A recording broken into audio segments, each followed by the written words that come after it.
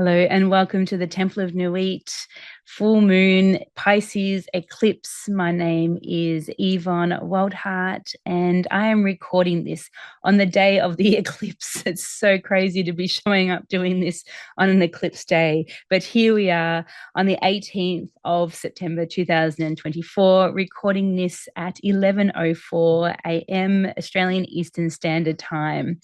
Let's look at the chart for this eclipse, Pisces full moon eclipse. I hope you're doing all okay out there, that you're resting under this eclipse period. We've had lots of big solar flares to also, just remind us that we're in a big metamorphosis moment at this time. And yeah, it feels really powerful, actually, this full moon, just feeling the body, feeling and hearing how exhausted everybody is and drained. And I think it's a real big call to rest when we can. Pisces is the dreaming, it's the last sign of the zodiac. This is the chart of the full moon, the actual full moon eclipse point, the exact time, which is today, the 18th of September, 2024 at 12:34 p.m. Australian Eastern Standard Time. And this is happening at 25 degrees of Pisces, right in the last decan of Pisces. Pisces is the last sign of the zodiac. It's the point of dissolving, of dreaming of something new, but it's so elusive. It's like water, mutable water, mist in the air that we can't quite see what's happening, but there is a sense. It is a water element, so it's very intuitive. It's spacey. It's dreamlike. It's not even here, but it is here. It's like that, feels like that foot in two worlds moment where we're dreaming in something new, but there is things dissolving and falling away, and really seeing the impermanence of things that we thought were once solid but no longer are. And this is the thing about, for Pisces, it's mutable water. As I said, it's changing, it's shifting. It's not a solid block of ice, so to speak. We can't actually put our foot in it. It's hard to touch. It's really have to call into that watery sense of the felt body, of that body that is changing constantly. And as I'm just thinking, I'm feeling this sense of that, and knowing that the cells change every 7 years. So you're not the same person every 7 years, which is really, something to remember, that even though we might have past traumas and pains coming up, that we are actually different now, and how we view it might be different, but there might be still attachments still hanging on or clawing to us that keep us in the past, when what Pisces is calling for us is to let go of the past and to sit in the void, to sit in the dreamscape, in non-attachment, and just put the dreams out, hold the precious seeds in our hands for what's to come, and then thinking of where we're actually going to plant the seeds, which will be sort of the Aries energy. And it's really interesting. This is an outer sign eclipse, so we've got the north node. So what makes an eclipse is when the lunations, so the full moon and new moon, dark moon, are close to the nodal points, the exact points between that sun, earth, moon movement through our spaces in space everywhere, actually. Isn't it funny? But see, this here, we've got you can see that the north node here in Aries. So we've had this Aries Libran eclipse phase since towards this, I think it was the start of last year that we had the first Libra eclipse. And now we're starting to move into a new eclipse axis, the Virgo eclipse axis and the Pisces eclipse axis. And this is going to keep going until the north node the nodes move into Aquarius and Leo, which won't be until July 26, sorry. So, we're with this nodal eclipse axes of Pisces and Aries, Virgo, for almost a year and a half, almost 2 years. So it feels like this is a time, and it is a time of great change, because within those 2 years, we're going to see all the outer planets move signs. We're going to see um, Uranus here move into Gemini. Uranus has an 82-year cycle, 82 to 84-year cycle. Pluto will be making its final ingress into Aquarius and will stay here for 20 years at the end of November, the 20th of November. We're also going to have Neptune here move into Aries next year. Saturn will cross this point into Aries as well next year. And by the time the nodes move into Aquarius and Leo, Neptune here is, at 4 degrees of Aries. Saturn will be at like 12 or 14 degrees. The whole thing, the whole chart looks so different because of these outer planets all moving signs. Now, this is significant. This symbolized great change in the way, in the way of the world. This is a rebirthing time. But while this is all happening down here in Pisces, the nodes are going to cross over Neptune and Saturn here, which is really powerful. Neptune is the dissolving. It's the dissolving of all that is. It's the also the dreaming. And then just looking at the Pisces glyph, the Neptune glyph here, it's like the antennae are up, and it's tuning in, it's feeling, it's sensing, and it's pulling it down to the cross and matter down the bottom. Whereas Saturn is the cross and matter at the top, and he's holding it all here in the matter. So this Saturn, who is the time lord, the timekeeper, the boundary keeper, is dissolving his boundaries, like literally from the earth. When Saturn is in Pisces, of what we're discovering is that from the Earth's perspective, the rings are disappearing. They're actually not. It's just the tilt of the Earth and the tilt of Saturn and how the sun reflects off the rings.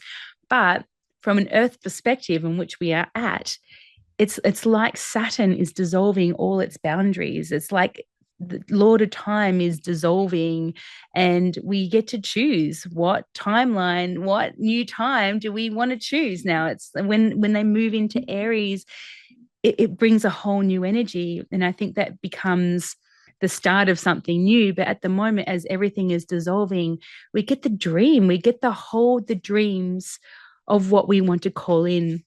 And I had this realization the other day, is that the time that we're living in now is the dreaming of our past self. So our present reality is actually our old versions of ourselves. Whereas when we're sitting, and this is very a Piscean full moon concept, an eclipse concept, portals, time, grand endings, grand beginnings, that in this weirdness, in this dissolving and dreaming and holding these seeds of potentiality that could possibly come, we get to dream now as to what we want to call in for our future selves. It feels like that concept that we are the prayers of our grandmothers, the women who have gone before us, or the fathers who have gone before us. We are the dream of, we are their hope. And so we have this opportunity now in this great dissolving period, these energies that are happening whether you're aware of it or not. And you can see evidence of, people who are not aware of it, who are just in it. And there's lots of, things coming up to the surface. A lot of people are feeling very scattered and unbalanced. And, there's something happening that's called chaos. And chaos is interesting because chaos is birth.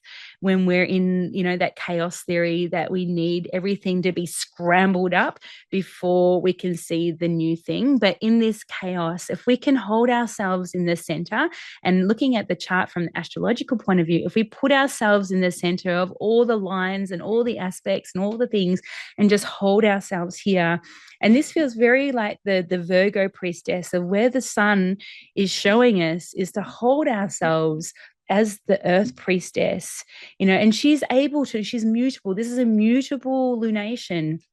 It is it's when things are changing. So mutable signs usually come at the end of the season, and so it's a moving from one season to another. And what comes with that is usually some chaos energy. Here in Victoria, where I'm recording this from, in Australia, we've had lots and lots of strong winds, and what that is actually doing, it's creating chaos, but it's like shaking up the trees, and it's shaking up the leaves, and all the pollen, and it's allowing the pollen to float through the air to create, new, to fertilize, to create new seeds, to create new trees.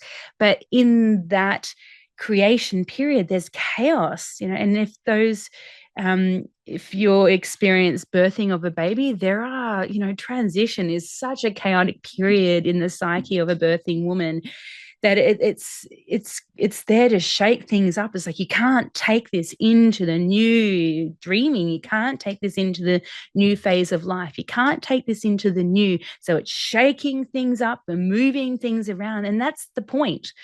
That's the point. And that's why we have this mutability to be able to move from there to here and to go with it. Whereas if we come really rigid and stuck, it's like the trees, the really rigid trees, if the wind comes, they're going to fall over. But you see the trees, especially here in the Southern Hemisphere in Australia, the trees with the big gum trees, and they have really big branches, and yet some of them do drop, like I'm thinking of the river red gums, that then they drop big branches and things like that. But a lot of the gums around where I live, they're able to move with the strong wind because they've built up this tolerance of being able to just dance, dance here and dance there. And by doing that, they develop a stronger root system. The roots are called to go deeper. And I think when we have chaos in our lives, it is a call to come into ourselves more, more centered and more hearted, and to be able to hold ourselves. And by doing that, we're able to go deeper. We're able to dig, put our roots deeper, but only through the dancing that we're able to do that. So I think at this full moon, eclipse portals, as I said, grand endings and grand beginnings, it is a time of changing, despite all the other things that are going on in this chart, all the big planets that are moving into their signs, and the crossover between the nodes points through Pisces, through Pisces, through Neptune and Saturn, which is huge in itself. Like, look at this moon, this lunation is fallen exactly almost between, what is it? Neptune and Saturn. It's like calling us, like, let go of what was the past, and past times of concepts of time and things like that, and calling in, this portal that's opening up between what was and what has been and what's coming in, and the dreaming scape. But there's a thing about being mindful of how you hold the seeds and how you hold yourself in these times.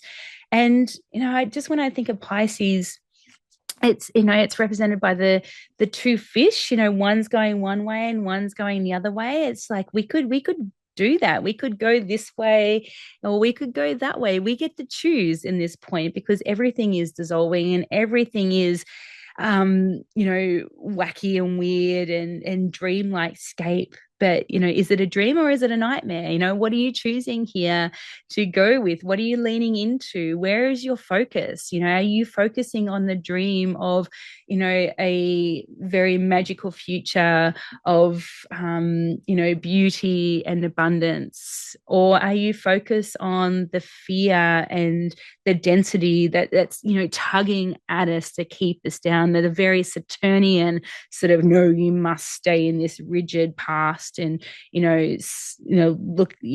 suffer, or we could sit with it, and yet there is suffering, and acknowledge that, but I choose something else now. I choose to even know I'm feeling this great pain that's arising in me, I can feel it and acknowledge it and pass it through the tears, watery, mutable air, like sacred tears, and allowing it to flow. I can look at the fear and I can bring it up, but are you going to get pulled down into the density matter of past timelines to keep you there? Or are you going to come and acknowledge it? So it's really important that we acknowledge what's arising with us, because how can we see it if we don't acknowledge it? Or how can we move it? Mutability again, to move through it. Or we get to choose here, which fish are you going? It's like, what wolf do you choose? What thought pattern do you choose? And we get to choose here. This is a choice point. Pisces is dissolving and dreaming. We get to choose what we're moving into next, because once all the planets move into their next signs, that's a cardinal sign point. Neptune and Saturn in cardinal fire. Uranus in mutable air, like there's fire and air energy. Pluto in fixed air. So there's this energy. Jupiter will be moving into mutable water. So there's this dreaming of something beginning and something new, but but we get to choose what that is. We get to choose what that is at this point. So, okay, let's look at this chart a little bit more. So, as you said, this full moon is happening here in Australian Eastern Standard Time at 12:34. So the sun will be directly above us. So if this is the eastern horizon point. So this is the east. So the sun rose this morning here, and this is the western horizon. This is where the sun will be moving to, down that way. We get to see this sun here at this choice point directly above us here in Australian Eastern Standard Time. We get to look up and see that energy of that life force energy, and the sun is talking to us. She is waking up and showing us her mighty energy of calling us to get with her program, to come on, let's rise, let's elevate this energy of vibration. And it's changing us. The sun is her, she's such a force that not a problem could wipe us out like that. So she is just hinting to us to clear and to cleanse and to let go, to let go of what was and to step into something new. And it's really interesting here on the Australian Eastern seaboard. And it's right with the MC, which is the middle point between the ascendant and the descendant. It's full. Here it is, right up in the sun, right up in our mid-heaven, right up in the sky above us, calling us to really show up, to show ourselves of who we are now, not who we were, but the new version that's coming in, and to dream and keep stepping in and keep showing up and keep moving, mutability, keep moving. And it's just really interesting how that's right there, calling us to step into our light even more fully. And it's really interesting that the moon element for us here is underneath it. It's hidden. It's something that might be happening like in the hidden realms of this landscape of where we live here in Australia. So this is a very interesting movement.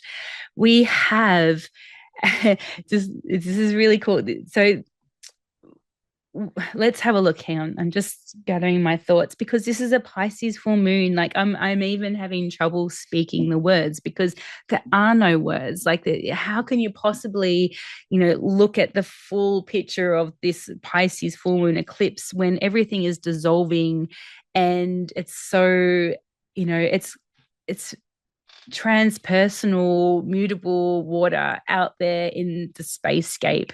So it's everything and nothing all at the same time. So even to have language and words around what is happening right now, it's very difficult. And I think that's why a lot of us are exhausting, because we're trying to keep up with the mundane, trying to keep showing up and showing up and, in this, Virgo way of details and stuff like that. But this moon is calling us to let go of all of that and to, it's like a big channel. So we're really opening up ourselves, if we choose, to the portal of all and nothingness, while still maintaining our daily movement and our daily lives, which is Virgo.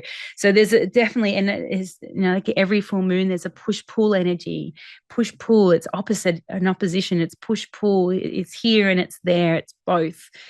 But how do we hold ourselves in all of that? And I feel that call to rest whenever we can, so we can show up when life gets busy. For example, if you're mum taking the kids to school, you take the kids to school, and if you could just take 5 minutes or 10 minutes just in the car when they all get out, just to maybe even just close your eyes for a little nap, and then you can keep going and keep showing up that Virgo priestess wants us to do.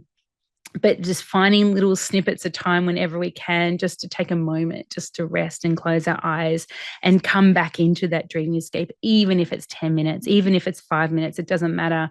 Just carving out moments of time that you can do that, to allow your body to integrate what is unfolding at this time, because it's big. It's really big on the human body, of especially when we're up against the forces of the sun and her energy that she's pushing to us. We are also experiencing, and this is unfolding, and this lunation is happening too. We have this trine energy that is ongoing between Uranus, the change maker in Earth, in Taurus, fixed Earth, and over here, Pluto, who is the lord of the underworld, is transformation. And this Pluto is in its last hurrah in Capricorn. So there's some really big work happening here, but we're being supported in the changes, but there needs to be a willingness to go with the changes, to lean in. Otherwise, if we're clinging onto the edge of trying to fit into what was and what has been, it's going to be rough for us, I think. And what it's calling us to do here is let go and go with the changes. This is here we go. It's a trine energy between the earth signs. So again, Pluto, Capricorn, cardinal earth, the sun, mutable earth and Virgo, and Uranus, fixed earth, like the whole like movement of earth between this dreaming of the seeds in Capricorn, then putting it into the ground and putting it into solid matter of the earth, the Taurus, and then watching it move and grow and stretch. And that's the growth, that's the Virgo element of stretching out to the sun. And how interesting that the sun is here, that the plant comes in its to its own. But what seeds are you planting in the first place? Where are you planting them? Are you going to plant them in a place where they're going to grow into its full potential, or are you going to plant like tomato seeds in like a really shady corner? They're not going to grow very well. So and how well are you going to water them, and how well are you going to nurture these seeds? This is where we're at, is holding these precious seeds and deciding where we're going to plant, for leaning into the areas of our life that brings us joy and hope, and letting go of the density that no longer serves us. If there's anything that we are moving into the next couple of years still hanging on to, it's either going to really shake us up, or we can go, yep, we can do that work now and let go and surrender and and let go with love. How well do you end becomes really, I think this is a really important sort of moment to take into. Sorry, my dog, is how well do you end? How well do you let go and surrender the stuff that no longer serves? And how well do you welcome into the new? So we're being supported in this process, fully supported if we choose it, It's pushing us along. And if we're not choosing, if we're being, stubborn and hanging on, Uranus is going to, flick something to us that's going to shake us up, that's going to force us to change, because change is happening whether we're ready or not. And this energy here, this there's a sextile, this beginning of something new here between Uranus, Neptune, and this moon, this full moon that's happening here. So we've got 27 degrees Uranus, 25 degrees of the moon, the full moon, 28 degrees Neptune, 15 degrees, which is sort of Saturn, which is sort of closely tied, and 29 degrees Pluto. This trine energy is happening here. I mean, this sextile energy, this is the beginning of something new, these new seeds. So this is also calling us to have a look in the areas of Capricorn, Pisces, and Taurus for us. What is changing in these areas of our chart? And it'll be clear, be very obvious. This is not something new either. We've been working on this for a while.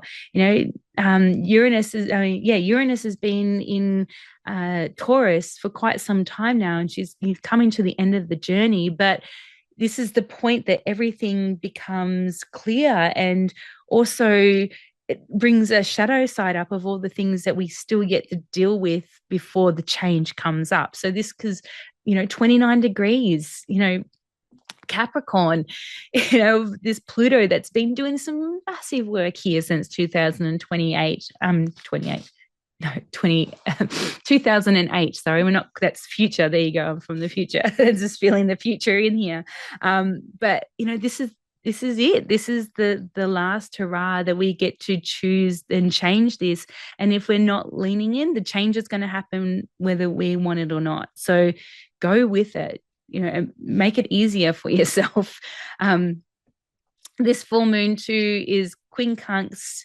Here, quincunx is like, it's awkward. It's 150 degrees. It's scratchy, and it can be, we can't quite see it. It's like the blind spot, when you're driving, you can't quite see it, but it's happening there, and it can feel awkward between this Venus, who is in Libra, in this full moon too. So Venus is wanting to, Venus in Libra is like wanting to make sure that everybody's okay and that people pleasing, but maybe this call to change, we might have to step outside of that, or find that we have to maybe stick up for ourselves a little bit more than what we would normally, and have turn that compassion of Venus back to ourselves while we do the letting go process. And this great trust that comes with Pisces, so the last degrees of Pisces is the letting go and surrendering and trusting that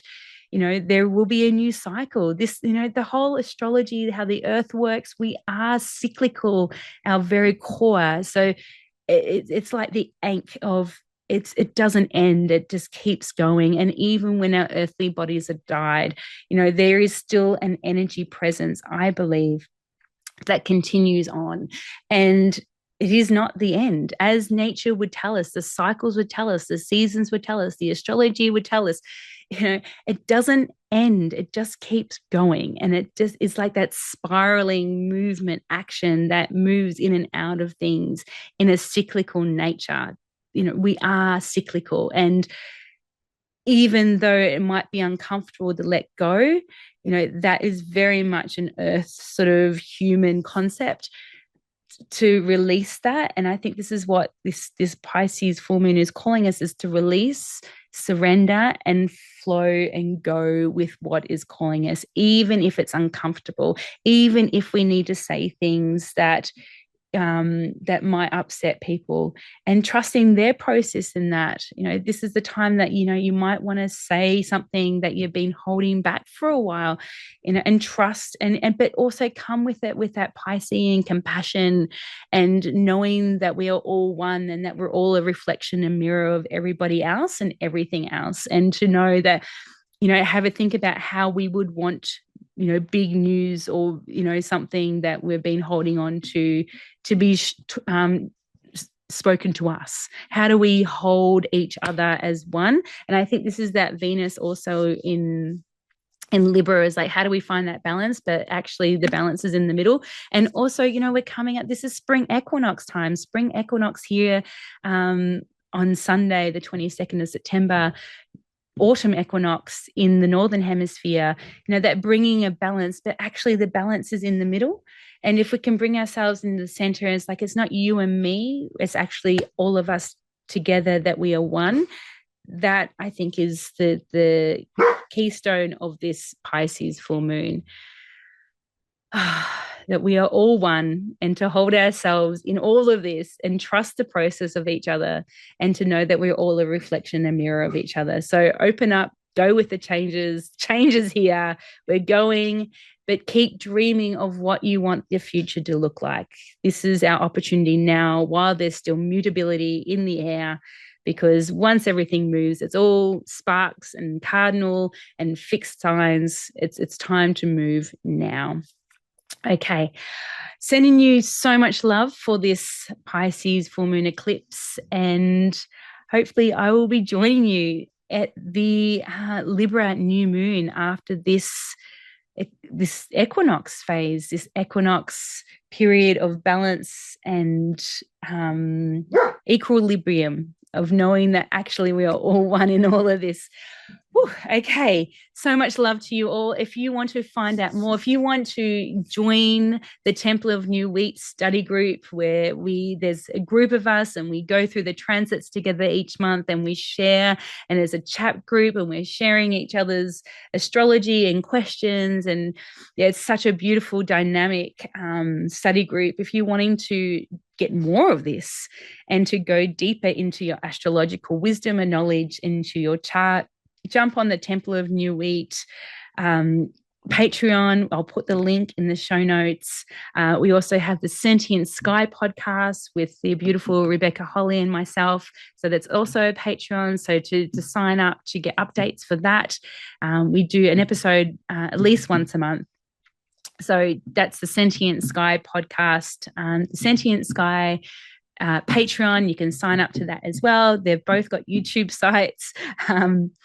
Come join us in this deep unfolding of the astrological cycles and how it is influencing you and all of us. Actually, sending you so much love under this Pisces full moon. Thank you for listening, and we'll see you soon. Take care.